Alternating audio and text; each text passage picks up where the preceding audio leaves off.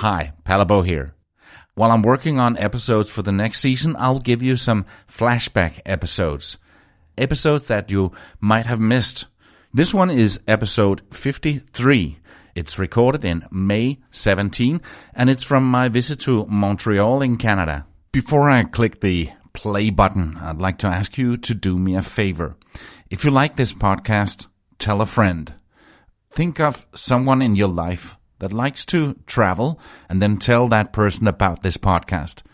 I'm dead serious. Do it right now. Send them a message, an email, or give them a call. This is the best way for me to have more people find this podcast, and this would be your way of helping me grow this podcast. If you don't like this podcast, don't. But if you do, please do. Okay, let's go to Canada. So they realized that there was a lack of women. So he told the king, we have to do something. We have to bring women here. We have to import some women. Yeah. The thing about importing women to Montreal is something we'll get back to later. It's quite a story. Meet Palabo, a digital nomad from Denmark on an epic journey around the world. At the age of 50, he made a bold decision. He sold everything, his house, his car, his furniture, and set out with a quest to visit every single country in the world, documenting everything along the way. This is the Radio Vagabond podcast. I arrived to Montreal, the most populated city in the French-speaking Quebec province and the second most populated in Canada, with 1.7 million in the city and 3.5 in the urban area. Only Toronto is bigger. But Montreal doesn't feel like a big city. On my first day there, a wonderful sunny Sunday, I rented a bike and went downtown to the beautiful old center of Montreal. It's a beautiful sunny day here in Montreal. I have rented a bicycle and made my way to the old town, and it's full of people, street performers, and the weather is, like I mentioned, very, very nice. It's a beautiful day, and you can really enjoy the city and the architecture of this Quebecan city. This year, Canada is celebrating their 150th anniversary of the Confederation. At the same time, Montreal is celebrating their 375th anniversary. But of course, there were Indigenous or Aboriginal people in Canada long before. I met one of them on the street in Montreal wearing traditional Indigenous clothing. My name is Christian Beauséjour, French name, and my name in Indian, it's Magua, come from Bear Klan. From Bear Klan? Yeah. For me, as a Danish guy, the whole thing about the Aboriginals in Canada, we heard about the Indians in the US and the Aboriginals in Australia, but we don't hear, I haven't heard much about the history behind when the French and the British came here to Canada.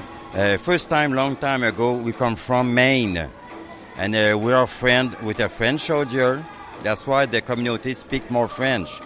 The opposite with Iroquois, and we are friends long time always, and we help for war, and the 16th period, the King of France, Louis XIV, gave a territory for us because we are nomad long time, and like 1660, he gave some territory on Quebec.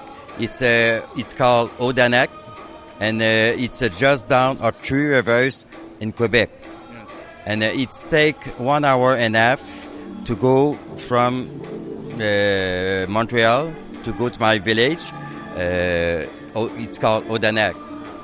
And we live there since that time. And that territory is very good for us because we are fisher before long time. Because we live always closer with the river, always. And we are good fishing. Do you remember my talk from Chiang Mai with the Canadian couple Carolou and Michelle, what I call the first digital nomads in the world? They're originally from Montreal, and they set me up with some of their friends. Later, I'll talk to Anne-Marie, a woman that travels almost as much as me. But first, I'm going to lunch with Brigitte and her husband Bruno. Here we are in the car driving in, what is this neighborhood? St. Lambert. St. Lambert. And this is on the south shore of Montreal. Yeah. What kind of city is Montreal compared to the rest of Canada? What is very attractive with Montreal is the multiculturalism you can feel, and people are really mixed together and enjoy to learn, and the curiosity is very high, creative, with people, like people like to get into new stuff and enjoy themselves, very happy people, festive. Yeah. What is the difference between Toronto and Montreal, other than the language, of course? I think Toronto has really the focus on business and getting things done, which is complementary to Montreal, where people, they want things done too, but they can jump easily into the party things, or the creativity can take over, and it makes the city more festive. I think that's a major difference, Do you feel that there's that the different areas are divided because of the language difference? Do you feel like a different country almost? In a certain way, but I think Canada now is really building up as a one identity. I think multiculturalism is really like a bottom line of everywhere, even if you go in the West or in the Maritimes. It's just that the French part here is taking a major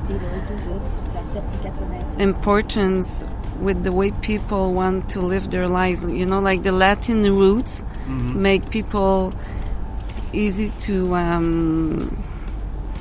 have fun. I know. Is it really? Do you think the Torontonian would say the same? I'm not sure, actually, but but of course, the people in Quebec are more intelligent, more sophisticated. Bruno's beside me. He's giving a thumbs up. Chapeau.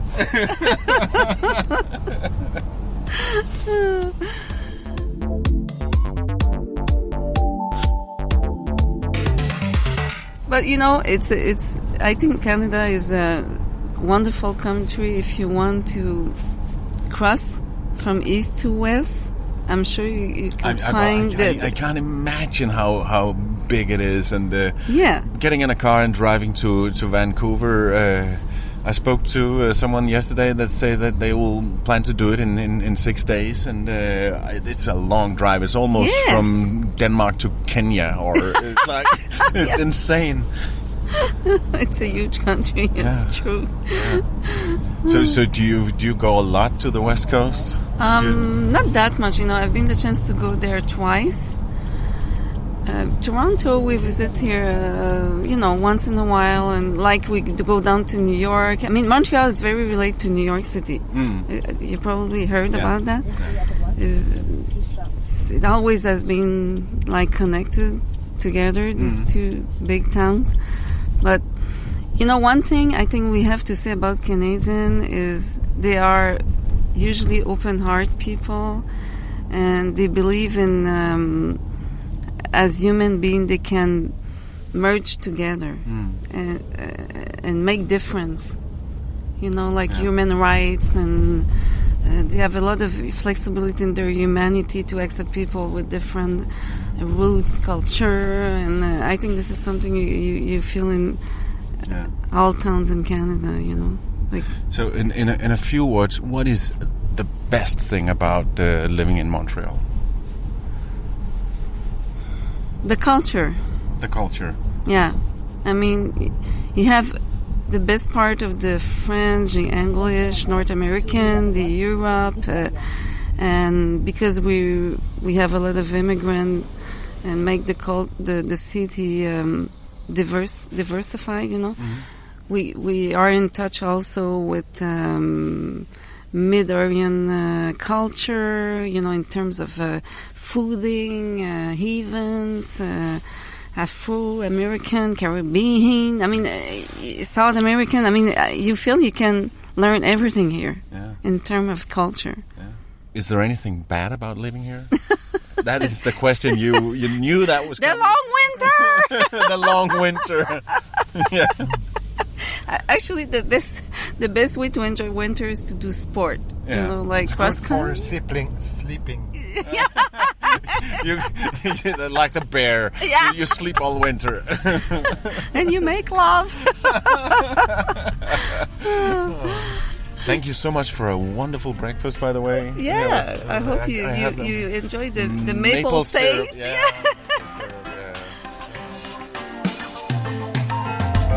This episode is brought to you in part by Hotels25.com.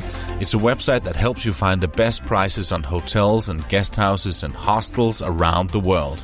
Hotels25.com. Best price guaranteed. So now I'm here in another house, having another cup of wonderful coffee here with Anne-Marie. Could you just give me a little bit of your background? You're a Montrealer, born and raised here?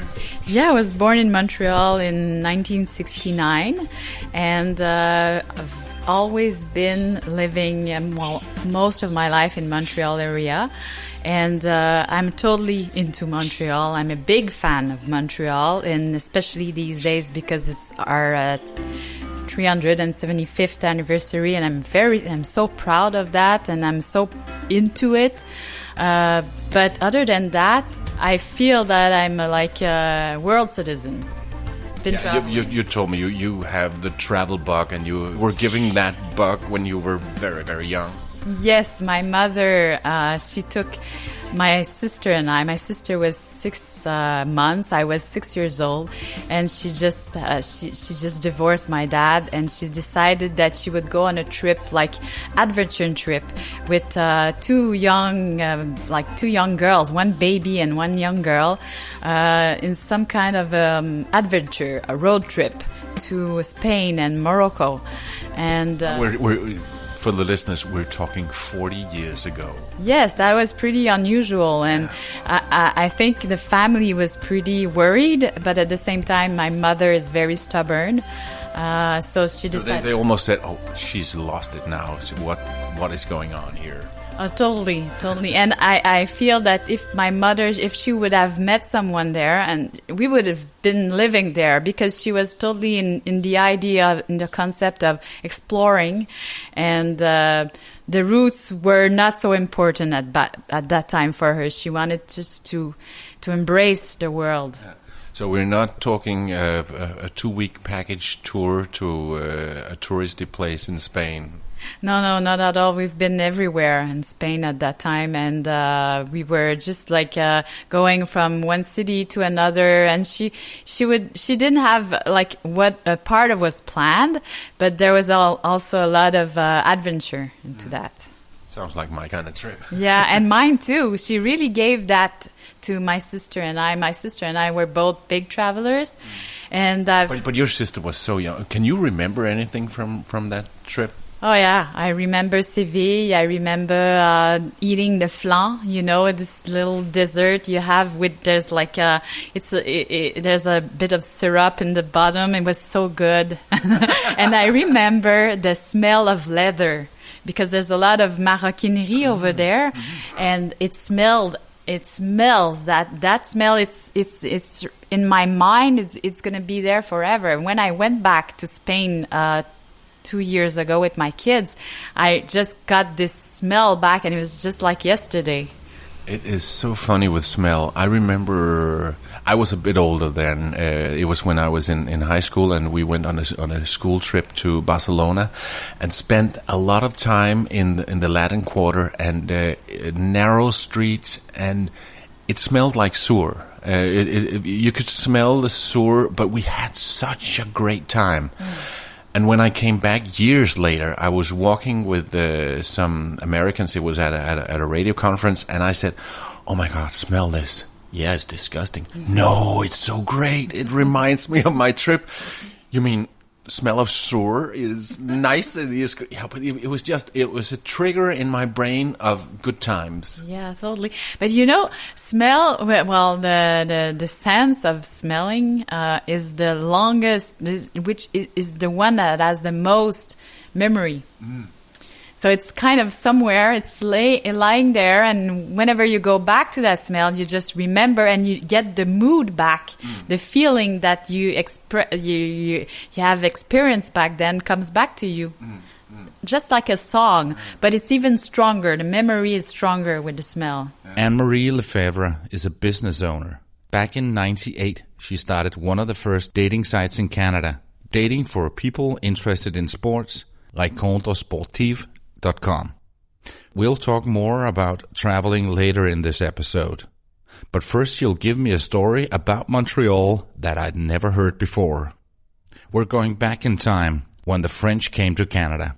They were in desperate need for women in the New France. Story of Montreal is a dating operation because the people from France and came here but after we call them colons in French, so they were here for a while, and after a certain point there was not enough women. There was like 300 men for maybe 10 girls, so that country wouldn't exist not long, you know.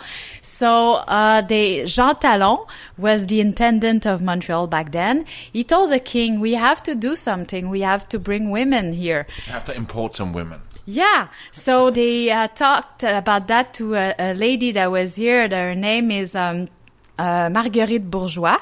And Marguerite Bourgeois was sent from France here to build schools. And Jeanne Mance was here to build the hospitals.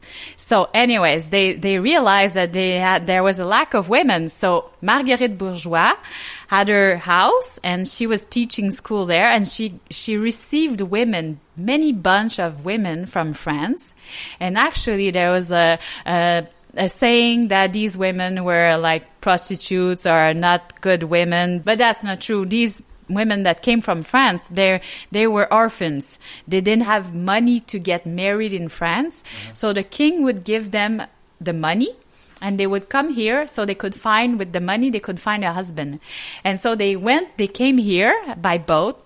And they were strong women because they had to face the fear of the Indians, and because there was a lot of fightings by then, and the cold, because here it was the houses at first they were not built to be in, like, to live here, because they would build it as they would build it in France, and it's not the same weather at all. So they were strong ladies and courageous, and so they are here. And after a while, Marguerite Bourgeois would teach them how to rule the house, how to cook bread, how to have the gardenings, how to take care of everything, the animals, and all the things you need to be a good Nouvelle France woman. And at some point, there was the meeting with the men. And so Marguerite Bourgeois would organize events, and she would have the men coming and pay the respect and introduce themselves. They would do a lineup, and they would just come here and say one after the other, "Well, I'm Artel," and a speed dating. Totally. And after that, then there's the girl that would choose her husband. And she would choose him because he would not drink too much, and because he would be a good worker. He would be strong man. He would be tall. A good provider. And in a few years, the colony tripled. And then at some point, we became who we are now. But this is all because of this operation of match dating that was organized. And so it's a beautiful story. Yeah, and it goes hand in hand with your professional career as well. Yeah, totally. It's beautiful. It's inspiring. Yeah. Nice. I like that. And I kind of believe that the girls that we are have some yeah, but this strong genes from these women came yeah. That's in the Montreal blood now. Yeah, I love to believe that. And I love to believe that the people on my website, the ladies on my website, the girls have this in their genes, you know? And I kind of believe that if we would open a new world again, they'd go. Yeah. I would go anyways. I would get on that boat anytime. Bring me the boat. I'm in.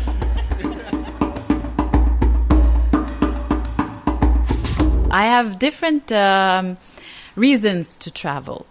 One of the reason is to get inspired, because I work on, I have my own business. I run a dating service online, which allows me to work from everywhere. I don't have to be, I work from home when I'm here, but I can work anywhere around the world. I basically work every day, but not a long time every day. And I find it way easier to be isolated when I do that. It's just like writing a novel. It's writing a story. And in order to do that, I need to be really concentrated. So I don't want to be having to take care of the groceries, whatever, you know, the usual task we have to deal with. So I go away. I isolated myself. I stay in the room for maybe when I wrote my business, my website, it was in Bangkok in 1998. I had my little laptop. I would travel with that because I back then I was a journalist, so I would cover different events, sports events. And when I came back, the website came along, and you know we built it. So now once in a while I need to do that again. I need to go, and I find it very useful to do it away. And I feel that it's so inspiring to be in another place where my antenna they're so awakened, so different from being here, from my usual I totally agree. In fact, that was the reason I came here to Canada. It was to give a keynote about how traveling is boosting my creativity. And it's the whole thing about smells, like we talked about, but the sounds and even the light. And sometimes I go to a shop just to see how they decorate it, and that triggers some ideas for a radio commercial or something completely different that has got nothing to do with what I'm seeing, but that's just the different impressions and the sounds and the smells and the food and stuff like that.